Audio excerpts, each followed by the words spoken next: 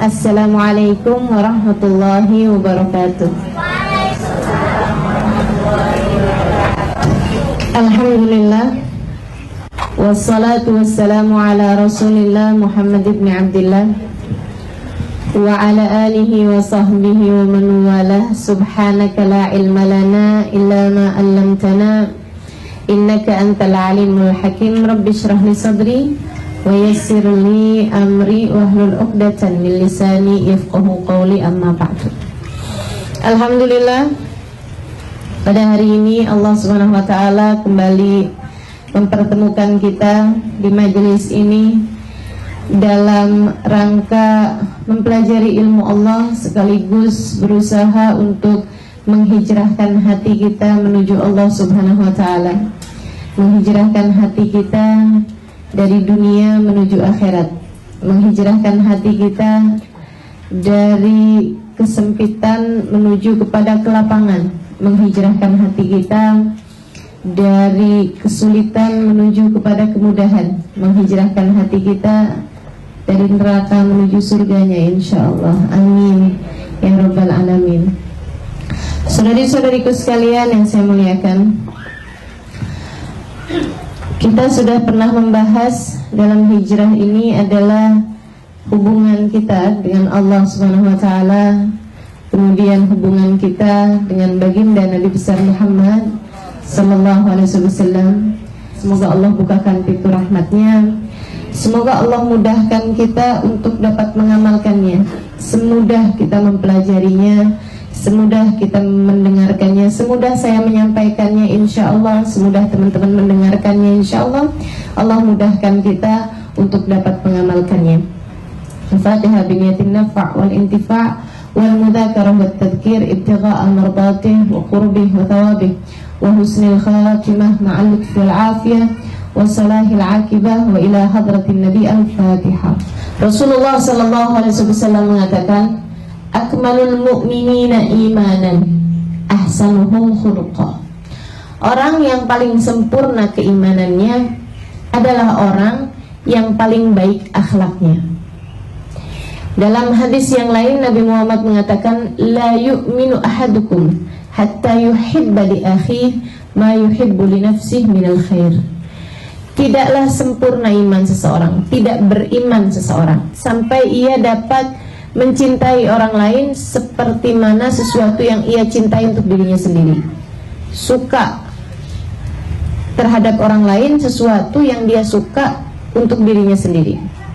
Minal khair, dari kebaikan. Saudara sekalian yang saya muliakan, ada banyak sekali hadis-hadis yang menggabungkan antara akhlak yang solehah dengan iman. Banyak sekali. Man kana yu'minu billahi wal yawmil akhir falyukrim jarah.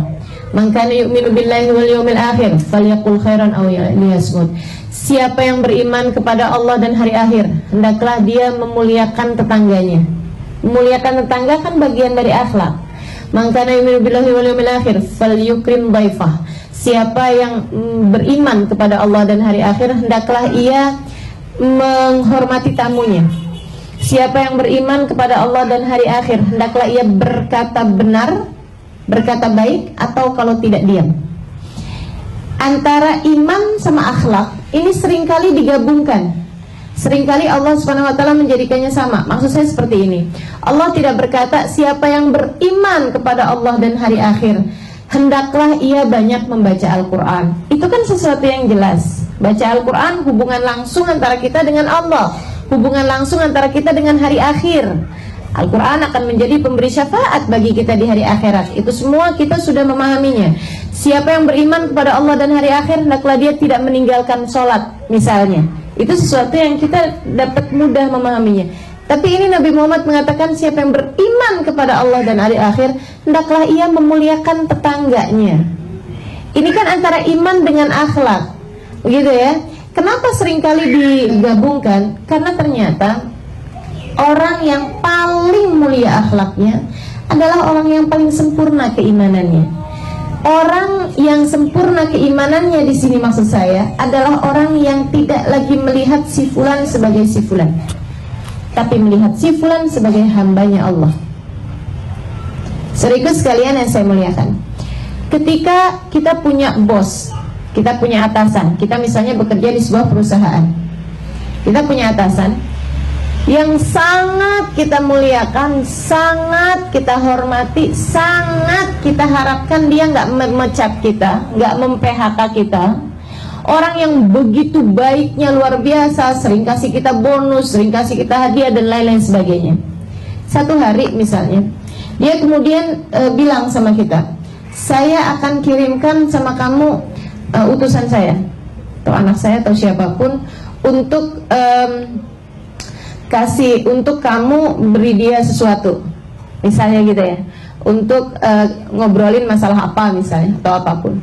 Ketika dia datang, kita tidak melihat dia sebagai si fulan itu, mau anaknya kecil kek, ternyata yang dikirim adalah orang anak kecil misalnya gitu ya, atau misalnya orang yang dikirim itu orang yang cacat misalnya, atau yang dikirim itu orang yang seperti apapun.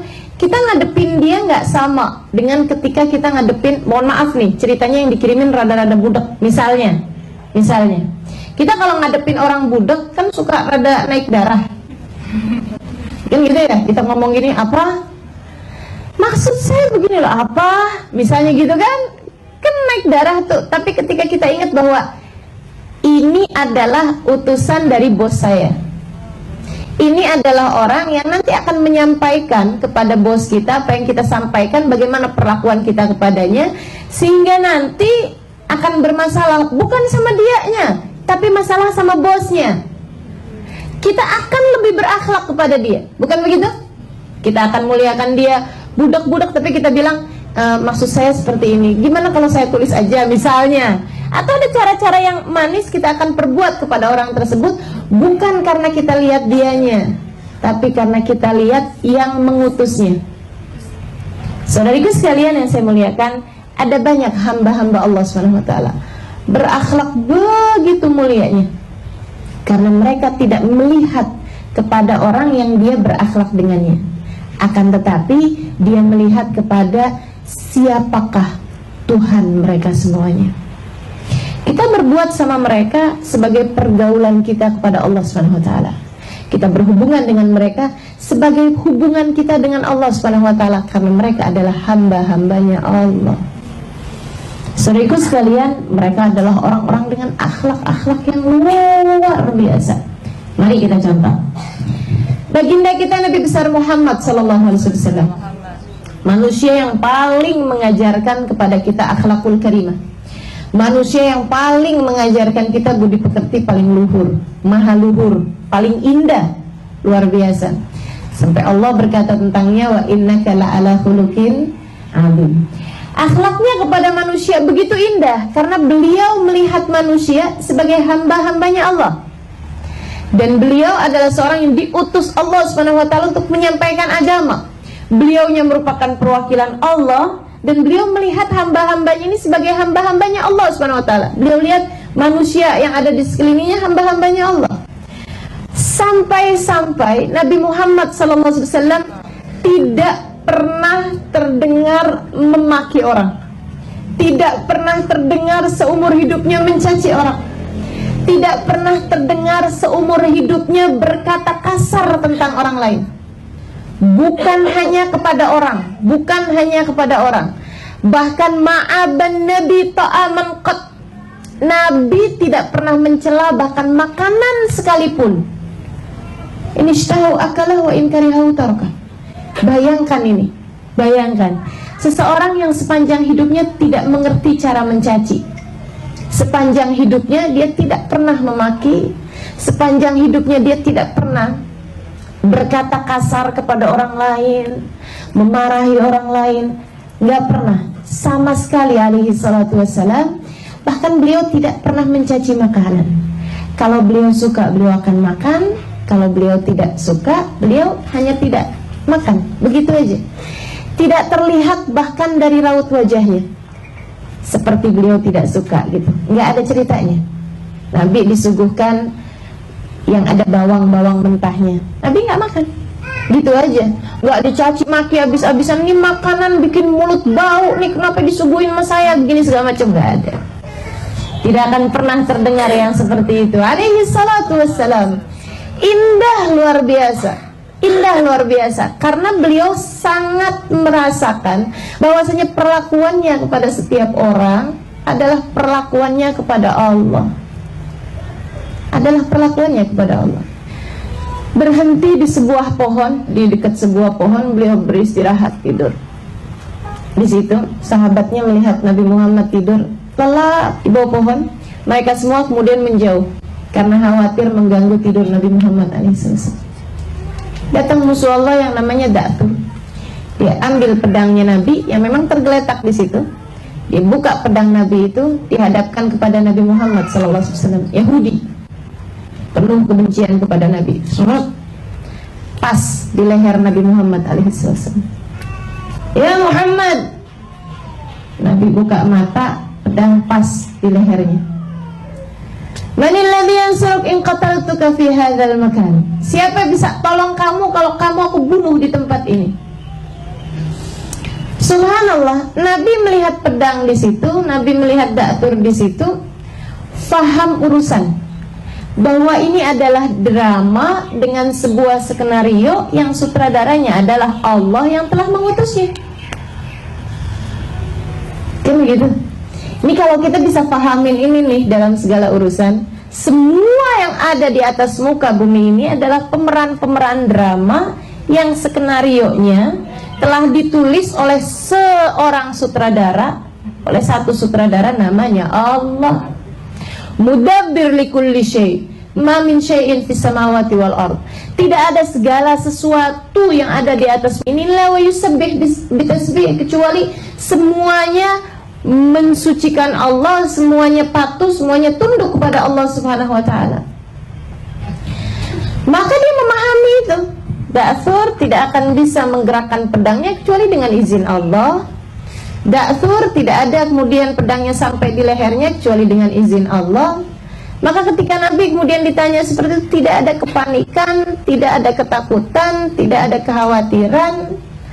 Ketika ditanya seperti itu, Nabi kemudian menjawab, siapa yang membunuh kamu wahai Muhammad? Allah. Subhanallah. Kata-kata itu kemudian membuat pedang Da'tur jatuh untuk mengajarkan kepada Da'tur, yang kamu gituin, dia paham bahwa dia berada dalam kehendak Allah. Tapi kamunya nih Da'tur, aku hendak mengajarkan kepadamu, kata Allah, bahwa segala sesuatunya tidak berada dalam kendalimu. Begitu dengar Allah, Da'turnya kemudian di luar kendalinya, pedangnya jatuh. Sebab kalau di kendalinya dia nggak mau pedangnya jatuh kan. Jaim banget dong, abis begitu kemudian jatuh pedangnya. Malu banget dong, sebenarnya gengsi kan. Subhanallah, Allah mengajarin, nih sesuatunya nggak dalam kendalimu wahai Da'tur, langsung jatuh pedangnya. Diambil balik sama Nabi Muhammad alaihissalam sebagai menjalankan perannya, menjalankan skenarionya, dihadapkan balik kepada Da'tur. Dan kamu Da'tur, siapa yang bisa tolong kamu kalau kamu aku bunuh di tempat ini?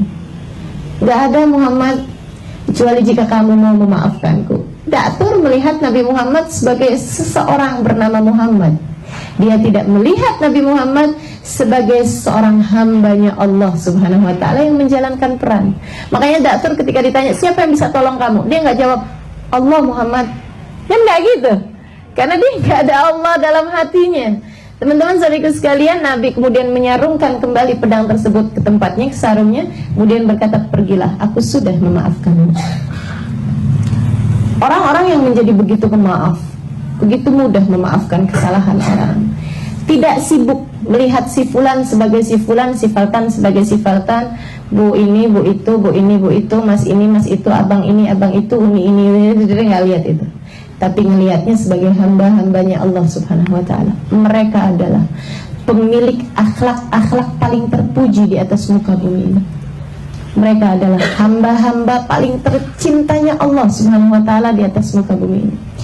Berhubungan dengan siapapun sebagai hubungannya dengan Allah Subhanahu wa ta'ala. Saudaraku sekalian yang saya muliakan, ketika engkau menghijrahkan hatimu kepada Allah, mulailah belajar ini. Mulailah belajar bahwa setiap manusia yang ada di atas muka bumi ini adalah hamba-hambanya Allah. Tidak akan ada yang bisa memberikan bahaya kepadamu kecuali dengan izin Allah. Tidak ada yang bisa memberikan kemanfaatan kepadamu kecuali dengan izin Allah. Sehingga tidak ada kemudian kita menjadi begitu tawadhu kepada orang kaya karena kekayaannya. Kita tidak akan kemudian menghina orang miskin karena kemiskinannya, karena kita paham kaya miskin pengaturnya satu, hina mulia pengaturnya satu. Kita bahkan tidak kemudian menjadi sangat berlebih-lebihan kepada ahli taat kepada Allah Subhanahu wa ta'ala, dan kita kemudian tidak menghinakan ahli maksiat pada Allah Subhanahu wa ta'ala, karena kita paham segala sesuatunya adalah milik Allah. Kita tidak akan kemudian melihat orang ahli maksiat, na'udzubillah min dzalik, ini neraka kangennya sama dia nih. Enggak begitu kemudiannya, karena paham sekarang dia kerjain maksiat, akan begitu mudah bagi Allah untuk memberikan jalan taat jika Allah menghendakinya. Jika Allah menghendakinya. Dan ketika saya sekarang dimudahkan untuk mengerjakan taat pun begitu mudah bagi Allah jika hendak mencabut hidayah itu kembali, sehingga kemudian menjadikan kita sebagai ahli maksiat seperti dia itu. Maka bagaimana mungkin saya mencaci sesuatu yang mungkin untuk menjadi saya di kala yang lain. Maka ketika kemudian melihat maksiatan, melihat orang berbuat maksiat, dia hanya akan berdoa, ya Allah, berikanlah hidayahmu kepadaku dan kepadanya. Ya Allah, jangan pernah cabut hidayah yang kau telah anugerahkan kepadaku, dan karuniakanlah hidayah tersebut kepadanya, ya Allah. Hamba-hamba yang berhubungan dengan Allah SWT ketika ia berhubungan dengan sesama manusia, maka kemudian muamalahnya kepada Allah menjadikan dia bermuamalah yang baik kepada orang-orang yang Allah perintahkan dia untuk berbuat baik kepada orang tersebut. Misalnya Allah secara khusus memerintahkan kepada kita untuk berbuat baik kepada semuanya, tapi Allah bilang, anishkurli wali walidayk, terima kasihlah kepadaku. Oh pasti ya Allah, bukankah segala sesuatunya engkau yang memberikan? Tapi kata Allah, wali walidayk, terima kasih pula lah kepada orang tuamu. Dia kemudian orang-orang yang akhlaknya terpuji, yang muamalahnya kepada setiap manusia adalah muamalahnya kepada Allah, dia akan berterima kasih kepada orang tuanya, bukan atas apa yang dilakukan orang tuanya, tapi karena Allah memerintahkannya untuk berterima kasih kepada orang tuanya. Dia akan berusaha berbakti kepada orang tuanya, bukan karena siapa orang tuanya, bukan karena siapa orang tuanya, bukan karena orang tuanya adalah orang yang memang telah begitu sayang kepada dia, adalah karena begini, karena begitu, bukan. Tapi karena Allah memerintahkan dia untuk berbakti kepada orang tuanya. Sehingga tidak ada bedanya bagi orang tersebut antara orang tuanya adalah orang taat yang luar biasa dengan orang tuanya adalah orang yang bagaimanapun keadaannya, karena ia tidak berbakti kepada orang tuanya karena orang tuanya, ia berbakti kepada orang tuanya karena Allah. Semoga bisa dipahami dengan mudah, saudaraku sekalian, karena ini sangat penting. Dan ini yang sangat menjadikan kita orang-orang yang beriman kepada Allah berbeda dengan yang lain-lain. Segala kemuliaan akhlak yang kau lihat dalam diri siapapun, gitu ya, itu disebabkan karena ia memahami hal ini. Orang yang belum memahami hal ini hanya akan terjebak dengan perlakuan orang kepada dia. Dia berbuat baik sama orang lain karena orang tersebut berbuat baik pada dia. Tapi ketika orang tersebut tidak berbuat baik kepada dia, dia pun akan hilang akhlaknya, karena ia berbuat baiknya cuma karena dia itu. Tapi orang yang sudah berbuat baiknya karena Allah SWT, melihat Allah dalam diri setiap hambanya, melihat Allah dalam diri setiap makhluknya, orang ini akan kita lihat menjaga lisannya, menjaga pandangannya, menjaga hatinya, menjaga perilakunya, karena ia tahu bahwa ia tidak bermuamalah dengan manusia, akan tetapi ia bermuamalah dengan Allah. Ia tahu bahwa ia tidak berhubungan dengan manusia, akan tetapi ia berhubungan dengan Allah. Saudariku sekalian yang saya muliakan, maka kita pun lihat juga hamba-hamba Nabi Muhammad seperti mana yang tadi saya sudah ceritakan. Kasih Allah SWT, sahabat-sahabat Nabi Muhammad SAW, demikian perlakuannya kepada setiap manusia. Ia melihat Allah dalam diri setiap manusia. Saudaraku sekalian yang saya muliakan, ada satu kisah menarik yang saya juga tuliskan di buku Pilar Cahaya, tentang Sayyidina Abu Bakar As-Siddiq alaihi ridwanullah yang diceritakan oleh Sayyidina Umar bin Khattab alaihi ridwanullah. Sayyidina Umar satu ketika dia ada lihat Sayyidina Abu Bakar ini setiap pagi hari habis beres-beres urusan masjid, habis beres-beresan urusan rumahnya, selalu pergi ke satu tempat yang cukup terpencil, yang cukup keluar dari daerah pemukiman Mekah, daerah pemukiman Madinah maksud saya. Ada pergi gitu ya ke satu daerah terpencil, kemudian ada masuk ke sebuah rumah, membuat Sayyidina Umar merasa penasaran. Satu waktu diikuti, ternyata masuk ke sebuah rumah, pulang Sayyidina Umar. Besoknya lagi diikutin lagi, penasaran, pengen tahu nih rumahnya siapa. Apa Sayyidina Abu Bakar kawin lagi mungkin, gitu ya, naroin istrinya di istri barunya karena nggak pengen ketahuan orang-orang atau apalah gitu ya, di sebuah tempat gitu kan, atau apa mungkin, ataukah itu adalah amanat Nabi Muhammad alaihi wasallam dan hal-hal yang lainnya yang ada dalam pikiran Sayyidina Umar bin Khattab. Sampai kemudian saudariku sekalian yang saya muliakan, masuk dalam rumah tersebut, lama sekitar 1 jam kemudian Sayyidina Abu Bakar keluar dari rumah itu. Begitu Sayyidina Abu Bakar keluar, sudah kira-kiranya cukup jauh, Sayyidina Umar balik masuk ke rumah tersebut, pengen tahu.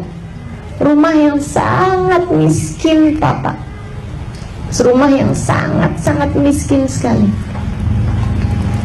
Subhanallah. Habis itu kemudian beliau masuk, mendapati ada seorang perempuan tua, sangat tua, buta dan sudah sangat lemah. Di sudut ruangan disamperin sama Sayyidina Umar bin Khattab. Bu, saya mau tanya sama ibu. Iya, katanya. Itu yang tadi laki-laki yang datang kemari, itu siapanya ibu? Barangkali gitu ya, itu ternyata misalnya anak saya dari anak tiri saya misalnya begitu, atau apapun yang masih keluarga, entah itu ponakan, entah itu apa gitu.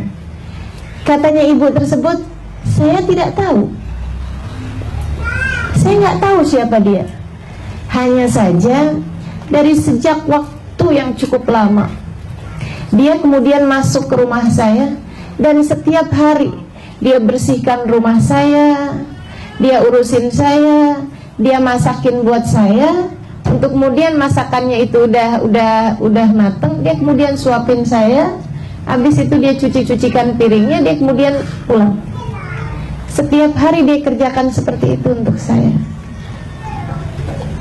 Itu khalifahnya Sayyidina Abu Bakar waktu itu menjabat sebagai khalifah. Khalifah itu di atasnya presiden. Kebayang bisa begitu mulia akhlaknya, karena dia tidak memperlakukan perempuan tersebut sebagai salah satu rakyatnya. Akan tetapi beliau memperlakukan perempuan tersebut sebagai hambanya Allah, yang dia diperintahkan untuk berbuat baik kepada setiap hamba-hambanya Allah SWT. Luar biasa benar. Saudariku sekalian yang saya muliakan, Sayyidina Abu Bakar, Sayyidina Umar bin Khattab alaihi ridwanullah, ketika ia kemudian menjabat sebagai khalifah pun demikian, karena melihat perilaku-perilaku agung yang dicontohkan Nabi, perilaku agung yang dicontohkan Sayyidina Abu Bakar, beliau pun kemudian mengikutinya. Sayyidina Umar bin Khattab alaihi ridwanullah, saudariku sekalian yang saya muliakan, satu hari beliau tengah berjalan-jalan, lagi jalan-jalan, tahu-tahu di sebuah perkampungan yang cukup jauh dari perkotaan Madinah, ada laki-laki teriak-teriak. Ada laki-laki tolongin saya. Sayyidina Umar segera datengin ke situ. Kenapa Pak? Dan Sayyidina Umar pakaiannya tidak menunjukkan bahwa beliau adalah seorang khalifah. Dan zaman itu kan juga nggak ada poster-poster, jadi orang juga nggak terlalu tahu mukanya Umar bin Khattab itu seperti apa. Cuman kalau kemudian mereka dengar, maksudnya nama gitu ya, mereka semua akan tahu bahwa beliau adalah seorang khalifah. Tapi kan memang mereka ini adalah orang-orang yang ketika menjabat sebagai khalifah sekalipun tidak penting baginya bahwa dia adalah seorang khalifah. Tidak melihat khalifah sebagai sebuah kekuasaan. Akan tetapi yang dia lihat dari situ adalah sebuah amanat yang dibebankan Allah Subhanahu wa taala kepadanya. Akhirnya kemudian, ada apa Pak? Pak, ada apa Pak? Istri saya mau melahirkan, saya nggak tahu nih mau minta tolong sama siapa, saya tidak bisa melakukannya. Kata Sayyidina Umar bin Al-Khattab, baik Pak, sebentar ya Pak ya. Beliau pun kemudian lari. Nggak lama kemudian beliau ambil istrinya di rumah. Ada beliau punya istri yang sangat muda, adalah merupakan putri dari Sayyidina Ali bin Abi Thalib yang bernama Sayyidah Ummu Kalthum. Sayyidah Ummu Kalthum, putri dari Sayyidina Ali bin Abi Thalib, dari Sayyidah Fatimah Zahra, itu menikah dengan Sayyidina Umar bin Al-Khattab alaihi ridwanullah. Umur pautnya sangat-sangat jauh sekali. Dan ini juga nih perhubungan yang terjadi di antara para sahabat-sahabat Nabi Muhammad SAW dengan ini menikahkan anaknya dengan si ini nikahkan anaknya dengan sini. Itu adalah merupakan menunjukkan bahwa di antara mereka saling ada menghormati, saling ada cinta, saling ada kedekatan. Tidak seperti sebagian yang orang-orang sampaikan bahwa antara Sayyidina Ali bin Abi Thalib dengan Sayyidina Umar ada ketidakcocokan, apalagi ada permusuhan. Ini orang-orang yang tidak mengenal, paham bahwasanya mereka adalah pemilik keimanan sempurna, karena mereka adalah orang-orang terdidik di bawah asuhan baginda kita Nabi besar Muhammad sallallahu alaihi wasallam. Teman-teman saudaraku sekalian yang saya muliakan, dia ambil kemudian istrinya yang adalah merupakan cucu Nabi Muhammad sallallahu alaihi wasallam. Sayyidina Umar kemudian bawa masuk istrinya itu, dibilang ada perempuan mau melahirkan, nggak ada bidannya, saya minta tolong kamu. Lebaik wahai suamiku, lebaik wahai Amirul Mukminin. Beliau kemudian masuk dan diurusin perempuan tersebut, cucu Nabi Muhammad alaihi wasallam. Perempuan yang maksudnya di rumah tersebut tuh sangat-sangat sederhana, sangat-sangat miskin. Dia kemudian, istrinya ini Sayyidah Ummu Kalthum kemudian berkata kepada Sayyidina Umar bin Al-Khattab, wahai Umar, bagaimana jika engkau menjerangkan untukku air panas untuk bersih-bersih, untuk ini apa segala macam. Dikerjakan. Sayyidina Umar bikinin air panasnya. Suaminya kebawa panik dan dia nggak sempat nanya ini siapa nih bantuin. Ya Allah, subhanallah. Sampai habis selesai lahir bayinya, dibersihin bayi tersebut oleh Sayyidah Ummu Kalthum. Sampai jadi cakep, bersih bayinya, apa kotor-kotorannya di situ semuanya dibersihkan. Karena orang baru melahirkan kan nggak berdaya sama sekali. Habis semuanya bersih, semuanya cakep, spraynya diganti, ini itu apa segala macam, bayinya dikasihin. Kemudian begitu lahir juga minta dia suaminya untuk mengadani, mengkomati sebagaimana yang diperintahkan oleh Nabi Muhammad SAW. Bawa keluar, diadanin, dikomatin, kemudian habis selesai dibawa masuk lagi, dikasihkan kepada perempuan tersebut. Habis selesai semuanya rapi, mereka kemudian berpamitan. Dan nggak kepengen juga ngasih tahu gitu ya. Apalagi dengan tambahan, nanti kalau ada pemilihan lagi saya begitu mau keluar, dia baru tanya, terima kasih, saya nggak tahu apa yang harus saya perbuat kalau saja kalian tidak ada di rumah ini. Kalau boleh saya tahu namamu? Sayyidina Umar mengatakan, anak Umar bin Al-Khattab. Khalifahnya Umar bin Khattab yang itu. Umar bin Khattab yang khalifah. Dia bilang, iya betul, dan ini istri saya Ummu Kalthum binti Ali bin Abi Thalib, atau Ummu Kalthum bintu Fatimah bintu Nabi sallallahu alaihi wasallam. Ya Allah, luar biasa, mengalir air mata haru. Gimana mungkin anaknya begitu lahir yang ngurusin adalah cucunya Nabi Muhammad sallallahu alaihi wasallam. Yang ngebidanin adalah khalifah, yang ngebidanin adalah cucu Nabi Muhammad, yang jerangin airnya khalifah. Kebayang, luar biasa, subhanallah. Mereka tidak memperlakukan manusia sebagai si fulan si fultan. Mereka memperlakukannya sebagai hamba-hamba Allah Subhanahu wa taala. Mereka adalah orang-orang mulia di atas muka bumi ini karena mereka memuliakan setiap manusia. Orang mulia tampak dari kemampuannya memuliakan setiap orang. Dan orang hina tampak dari kemampuannya menghinakan setiap orang. Mau orangnya kayak apapun tinggi kedudukannya, kalau dia hanya menghina-hinakan bawahannya, dia adalah orang hina. Karena orang mulia melihat setiap orang sebagai hamba-hamba Allah Subhanahu wa ta'ala.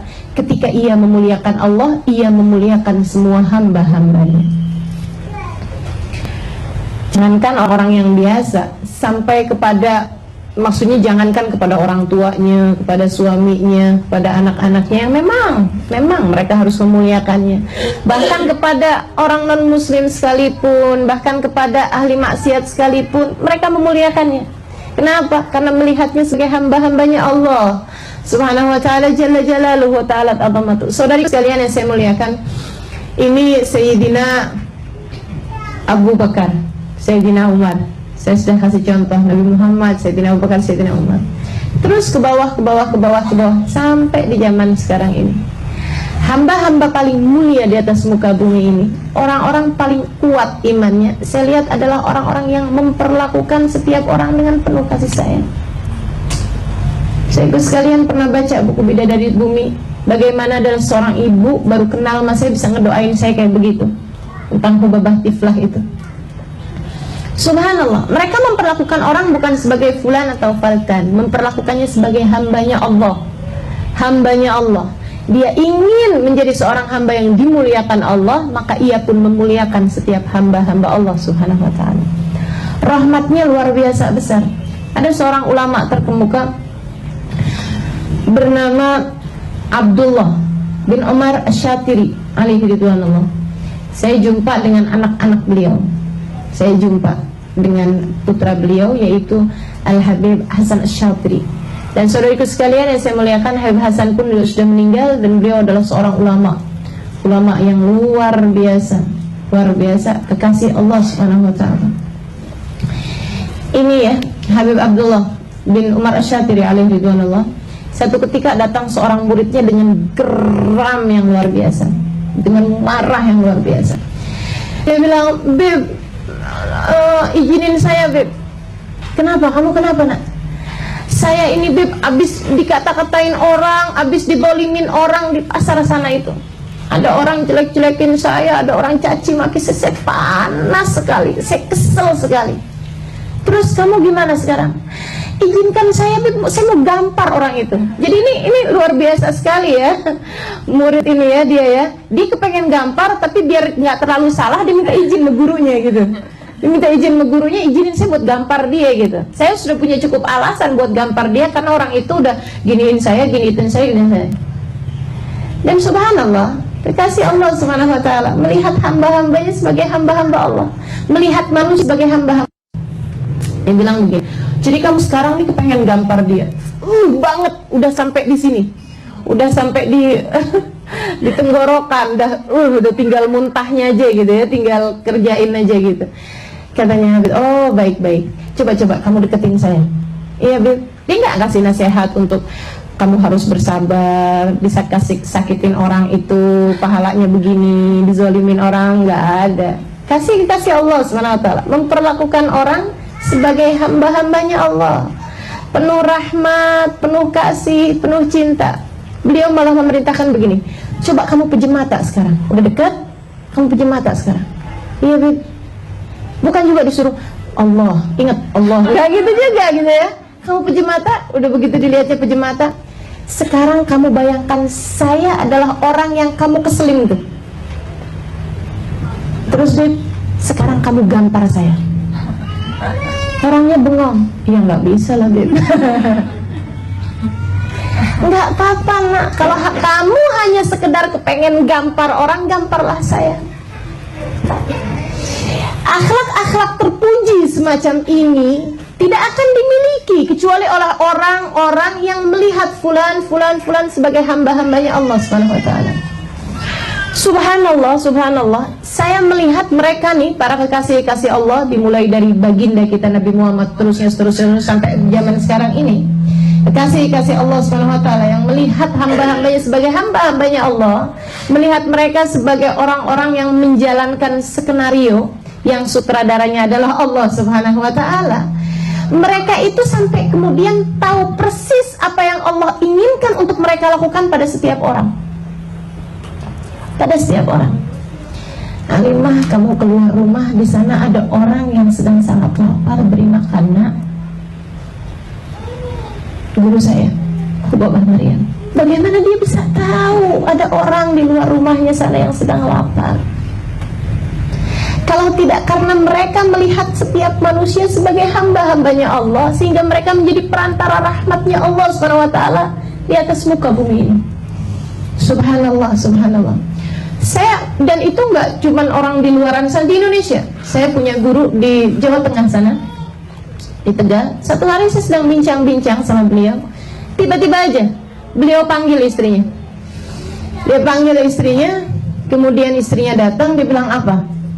Di luar sana, rumahnya besar, sangat besar sekali. Di luar sana ada orang lagi jalan menuju rumah kita, dia sangat lapar, beri dia makan.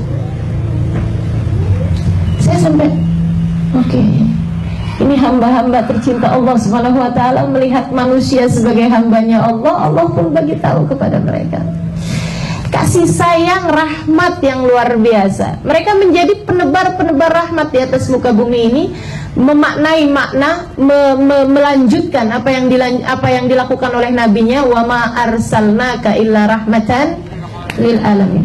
Tidaklah kami utus engkau wahai Nabi Muhammad kecuali sebagai penebar rahmat buat alam semesta. Mereka pun menjadi yang seperti itu. Izinkan saya bercerita. Seorang kekasih Allah Subhanahu wa taala bernama Sayyidina Syekh Abu Bakar bin Salim alaihi ridwanullah. Ini kekasih Allah yang luar biasa. Saya tidak jumpa dengan beliau. Beliau wafat sekitar 400-an tahun yang silam. Jadi saya nggak jumpa karena saya belum hidup zaman itu. Iya, tapi kisah-kisah tentang beliau dan karangan-karangan, kitab-kitab karangan beliau saya baca. Kisah-kisahnya seringkali saya dengar.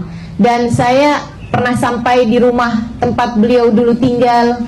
Saya pernah sampai di ma'bad tempat beliau dulu beribadah. Saya pernah sampai di makam beliau. Saya pernah sampai kepada cucu-cucu beliau. Dan yang saya ceritakan di buku Bidadari Bumi tentang Hubabah Khadijah. Hubabah Khadijah binti Syekh Bakar bin Salim. Hubabah Khadijah di Pesta Agung. Itu adalah salah satu dari keturunan beliau, cucu-cucu beliau dari Sayyidina Syekh Abu Bakar bin Salim ini. So itu sekalian yang saya muliakan, ada kisah yang sangat indah sekali diceritakan tentang Sayyidina Syekh Abu Bakar bin Salim. Begini nih ceritanya. Ada seorang laki-laki yang menjadi ulama di Mekah. Ulama besar dia di Mekah, punya banyak murid, punya ini apa segala macam. Dan beliau itu juga berguru pada Sayyidina Syekh Abu Bakar bin Salim. Begitu ya. Di masa mudanya dan juga sampai sekarang pun ada banyak, maksudnya kalau ada pertanyaan-pertanyaan apa beliau suka tulis-tulisin untuk nanti ditanyakan. Kalau beliau tidak tahu jawabannya, dia akan tanyakan kepada gurunya itu. Satu hari beliau ini ada permasalahan pelik dengan istrinya sampai mereka hampir pisah sama istrinya. Dia ini istri ulama ini ya, seorang ulama di Mekah ini. Lagi ada masalah sama istrinya, kemudian istrinya juga sampai dengan pokoknya udah kayak nggak ketemu deh, titik temunya tuh nggak ada, sampai mereka mau berpisah.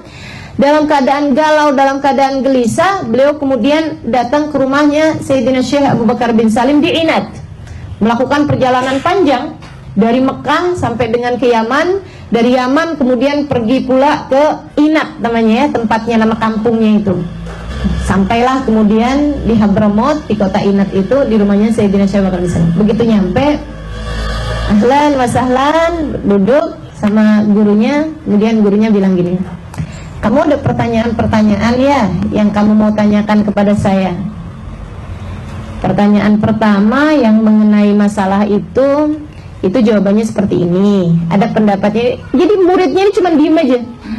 Pertanyaan kedua yang mengenai ini jawabannya seperti ini. Ada pendapatnya Imam Syafi'i, ada pendapatnya Imam Malik dalam masalah ini begini-begini segala macam, dan guru saya memilih pendapat yang begini. Kamu ikut juga pendapat yang seperti itu. Adanya di kitab ini, kalau kamu mau tahu rujukannya, ada hadisnya dalam Sahih Bukhari halaman sekian di bab ini. Semuanya jawab pertanyaan-pertanyaannya. Subhanallah. Kemudian ada beliau dikasih sama pelayannya Sayyidina Syekh Bakar bin Salim, dibawakan nampan gitu ya, yang berisi kopi untuk beliau bagikan kepada tamunya tersebut. Dia tuangkan 3 gelas, padahal orangnya hanya ada 2, beliau sama tamunya tersebut. Beliau kemudian tuangkan 3 gelas kopi di tempat itu. Beliau ambil 1 di tempat beliau untuk beliau minum. Beliau bagikan kepada tetamunya itu. Kemudian beliau ambil yang satu gelas lagi itu, jalan ke jendela. Jalan ke jendela. Di sana tuh kalau ruangannya atas ini ya, tingkat. Jadi beliau itu di atas, di ruangan atas, beliau pergi ke jendelanya. Ada tokoh istilahnya orang Arab itu, jendela yang kecil, suka buat ngeliatin. Kalau teman-teman pernah lihat rumah-rumah di Arab dulu, rumah di Arab dulu ya, suka ada jendela kecil di atas bangunan buat ngeliatin kalau ada tamu di luar. Gitu, kecil aja jendelanya. Itu beliau menuju ke situ, dia bawa nih sambil gelas ini, sambil berkata seperti ini. Amma mas'alatak ma'a zawjatak faqad aslahna. Adapun masalahmu dengan istrimu, kami sudah memperbaikinya. Kita sudah bikin damai. Kita sudah akurin kamu sama istrimu itu. Gitu bilangnya. Sambil kemudian beliau bawa kopi tadi ini keluar, set. Habis itu kemudian beliau masuk lagi. Habis itu ngobrol urusan-urusan lain tentang dakwah ini apa segala macam. Selang beberapa hari sudah beliau tinggal di Inat ini, beliau kemudian pulang kembali ke Mekah sambil mikir-mikir, ini istri saya mau bukain pintu apa enggak ini.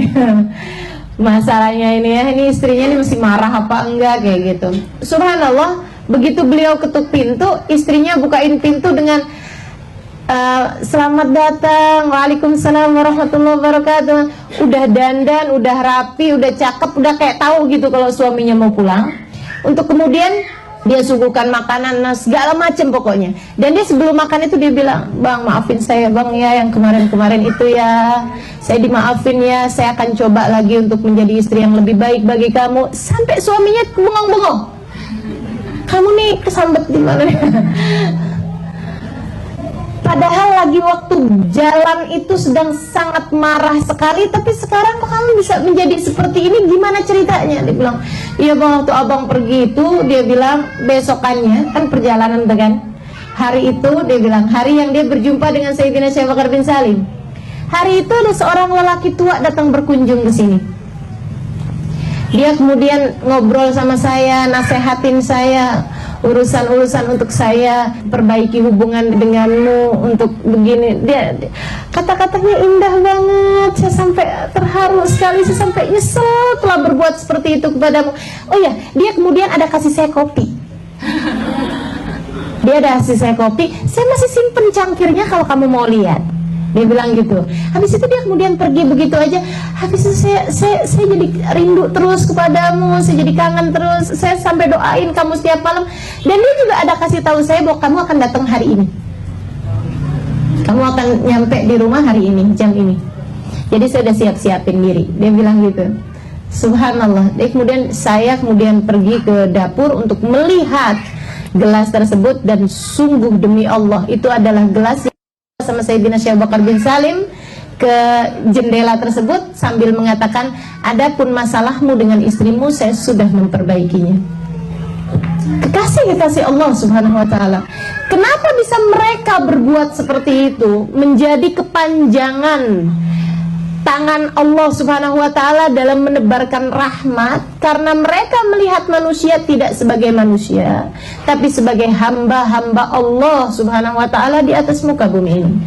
Saudariku sekalian yang saya muliakan, ini mereka kekasih Allah. Artinya bahwa saya bukan ingin mengambil kekeramatannya mereka untuk saya bahas di sini, akan tetapi yang saya ingin ambil adalah rahmat dan kasih sayang mereka terhadap setiap hamba-hambanya Allah. Jika mereka bisa mengasihi sampai kepada orang yang ya datang dari Mekah ke sini untuk urusan damai dengan istrinya apa segala macam, padahal bukan anaknya, bukan apa-apanya gitu ya, maka kita bagaimana setidaknya dengan orang-orang terdekat kita. Kita andai tidak bisa berbuat baik kepada setiap makhluknya Allah Subhanahu wa taala di atas muka bumi ini, setidak-tidaknya bagaimana kabarmu dengan orang tuamu? Bagaimana kabarmu dengan suamimu? Bagaimana kabarmu dengan anak-anakmu? Bagaimana kabarmu dengan tetangga-tetanggamu? Bagaimana kabarmu dengan sahabat-sahabatmu? Adakah kau hanya akan berbuat baik kepada mereka yang telah berbuat baik kepadamu? Itu namanya bukan buat baik, itu namanya balas budi. Teman-teman saudariku sekalian yang saya muliakan, adakah engkau hanya akan memuji orang yang memang memujimu dan mencaci mereka-mereka yang kemudian berbuat jahat kepadamu? Itu namanya bukan memuji, tapi balas puji, balas budi aja. Teman-teman saudariku sekalian yang saya muliakan, yuk kita tebarkan rahmat. Ngelihat orang tua kita jangan sebagai ibu fulana bintu fulan, bapak fulan bin fulan, tapi melihatnya sebagai orang yang Allah Subhanahu wa taala telah menjadikan mereka sebagai orang tua saya. Yang Allah perintahkan kepada saya, anishkurli wali walidaik. Berterima kasihlah kepadaku dan berterima kasihlah kepada orang tuamu. Seseorang yang Allah Subhanahu wa taala telah memerintahkan kita untuk berbuat, wahfid lahuma janaha dzulli minar rahmah. Bentangkanlah kepada kedua orang tuamu sayap-sayap kerendahan hatimu. Wala taqul lahuma uffin. Jangan pernah berani berkata kepada orang tuamu kalimat uff, kalimat kalimat Kalau saja ada kalimat lebih pendek daripada itu, Allah pasti akan menyebutkannya. Kalimat penyangkalan yang lebih pendek daripada itu, Allah nggak bilang janganlah kalian berkata kepada orang tua kalian tidak, karena tidak masih lebih panjang daripada uff. Uff itu orang Arab yang gitu loh, yang kayaknya yang enggak deh gitu ya. Dikerjain juga, tapi ada kata-kata yang gitu, yang artinya bahwa kita keberatan, menyiratkan kita keberatan terhadap permintaan orang tua. Itu kata Allah, jangan kamu berkata yang seperti itu. Wa qul lahuma qaulan karima. Ucapkanlah kepada kedua orang tua kalian qaulan karima, ucapan-ucapan yang dermawan. Emang ada gitu ucapan yang dermawan? Ada, itu di atas ucapan baik. Allah itu kalau sampai membahasakan kariman, qaulan kariman, ucapan yang dermawan, itu di atasnya qaulan hasanan, atau di atas qaul sidq, berkata benar, berkata baik. Di atas itu qaul karim, itu ucapan yang dermawan, yang kita kalau dapat ucapan tersebut lebih kita sukai daripada kita dikasih sesuatu oleh orang itu. Misalnya saat suami kita berkata kepada kita, aduh saya tuh ya punya istri kamu tuh hadiah Allah paling indah dalam hidup saya. Mauan mana diomongin gitu ama dikasih uang 100.000. Coba saya tanya beneran ya. Oke, omongan itu sama 1 juta, naikkan dikit.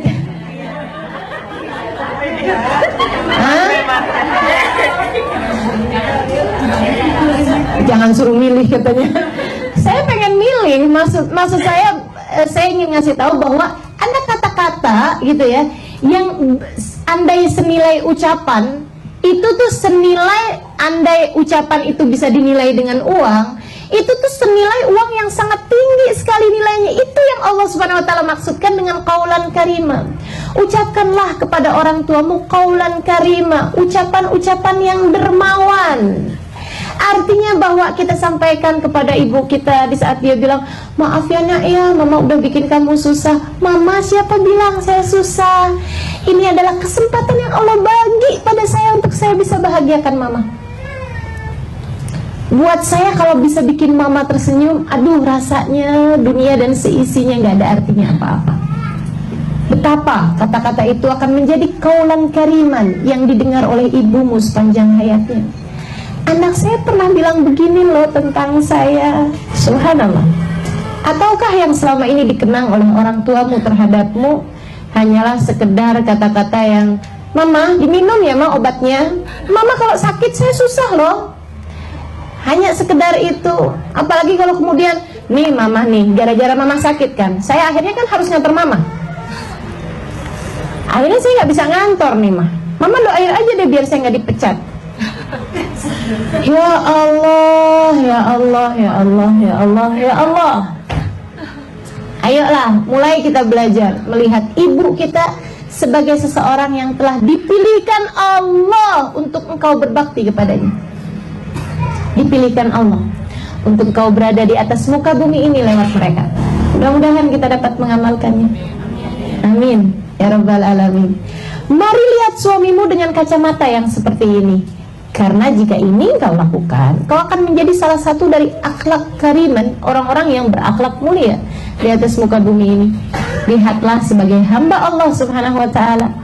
Lihatlah sebagai seseorang yang Allah telah mengizinkanmu untuk berjalan bersama-samanya menuju surga.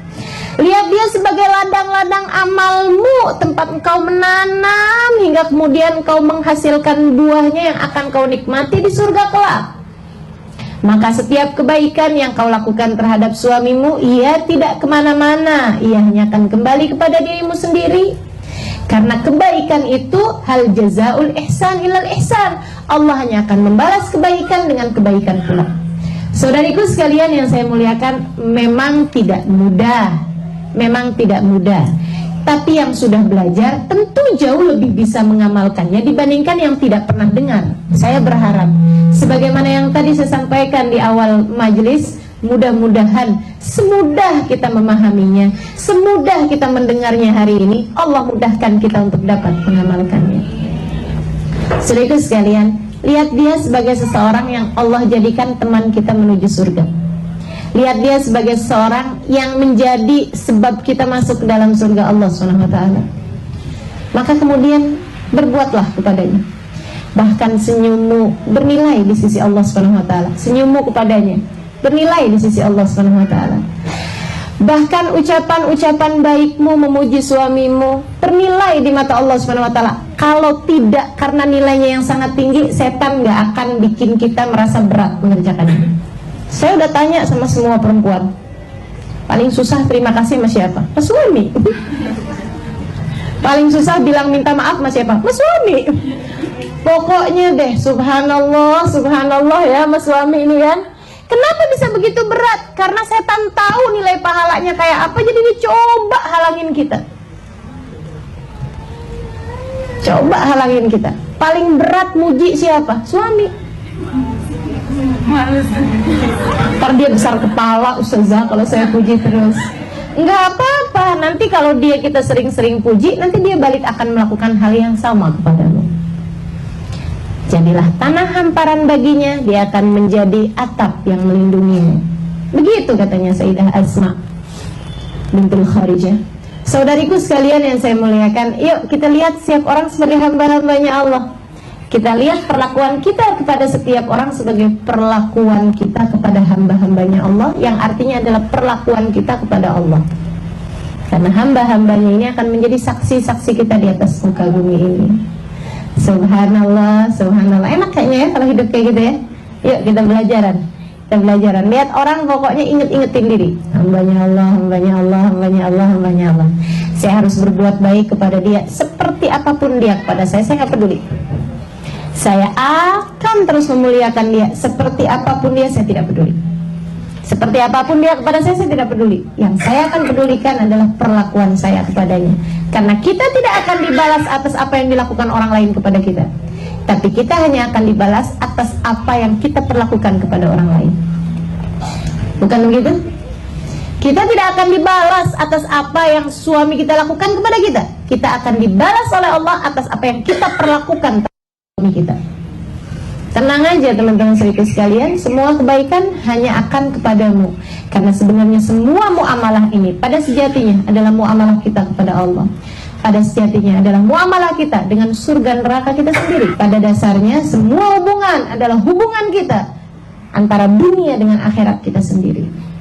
Insya Allah mudah-mudahan kita dapat mengamalkannya, insya Allah. Amin ya rabbal alamin. Lihat anak juga kayak begitu. Kita nggak cuma ngelihat dia sebagai lo anak gue, tau nggak? Kamu lahir dari rahimku, kamu harus nurut sama aku. Kamu kalau nggak nurut sama saya, durhaka. Kalau durhaka kamu masuk neraka. Ya Allah, kesiannya yang jadi anaknya. Subhanallah. Tapi kalau ngelihatnya sebagai hamba-hambanya Allah Subhanahu Wa Taala, luar biasa sekali. Nah, kamu akan menjadi kelanjutan mama. Ketika mama meninggal dunia nanti, kamu akan menjadi kelanjutan mama. Subhanallah. Maka kita melihat diri kita dalam diri dia. Seperti apa yang kita inginkan dalam diri kita, kita inginkan dalam diri dia. Kita bayang-bayangin kalau saya, ibu saya berbuat begini seperti apa ya. Sehingga yang ada adalah rahmat, yang adalah kasih sayang terhadap anak-anak kita, yang adalah kebaikan-kebaikan yang kita tebarkan, yang ada adalah cinta kepada Allah SWT. Dan sambilan, anakku ya Allah, kau lahirkan dari rahimku, akan tetapi dia adalah hambamu ya Allah, yang kau inginkan aku untuk membawanya menuju surgamu. Aku akan membawanya bersama-sama denganku menuju surgamu. Subhanallah. Diajaknya bangun malam anaknya, indah banget. Teman-teman saudaraku sekalian, di Hadramaut, tempat saya pernah tinggal 4,5 tahun, mempelajari ini semua. Pelajari ini semua. Itu ya, yang katanya orang Tarim Syekh liman la syeikholah. Kota Tarim itu dapat menjadi guru bagi orang yang nggak punya guru, karena saya bisa berguru pada setiap orang-orangnya. Itu saudaraku sekalian, mereka itu kalau bangun malam suka bangunin anak-anaknya, walaupun yang bayi-bayi, walaupun yang umur 1 tahun 2 tahun, mereka bangunin di jam-jam yang seperti itu, dengan 2 alasan. Yang pertama, biar mereka terbiasa bangun di sepertiga malam yang terakhir. Yang kedua, karena kami berharap rahmatnya Allah yang turun di jam-jam seperti ini mereka mendapatkannya. Subhanallah, subhanallah. Giliran saya pulang ke Indonesia, mak-mak, ibu-ibu, kalau anaknya bangun jam segitu, nah masih malam, nah bubuk lagi gitu. Aduh, kamu nih ya nyusahin mama mulu, jam-jam segini mama lagi ngantuk-ngantuknya, tidur lagi nak, tidur lagi gitu. Keliru-keliru kita nih ya sama hidup ya. Subhanallah, subhanallah. Yuk sayangi setiap orang seperti kita menyayangi diri sendiri. Mari cintai untuk setiap orang apa yang kita cintai untuk diri kita sendiri. Karena perlakuan kita kepada orang lain adalah muamalah kita pada Allah Subhanahu wa taala. Rabbana zalamna anfusana wa illam taghfir lana wa tarhamna lanakunanna minal khasirin. Rabbana atina fid dunya hasanah wa fil akhirati hasanah wa qina adzabannar. Da'wahum fiha subhanakallahumma wa tahiyyatuhum fiha salam. Akhiru da'wahum alhamdulillahi rabbil alamin. Sekali lagi, semoga semudah kita mendengarkannya, semudah itu pula Allah karuniakan kepada kita pengamalannya. Ila hadratin Nabi. Al-Fatihah.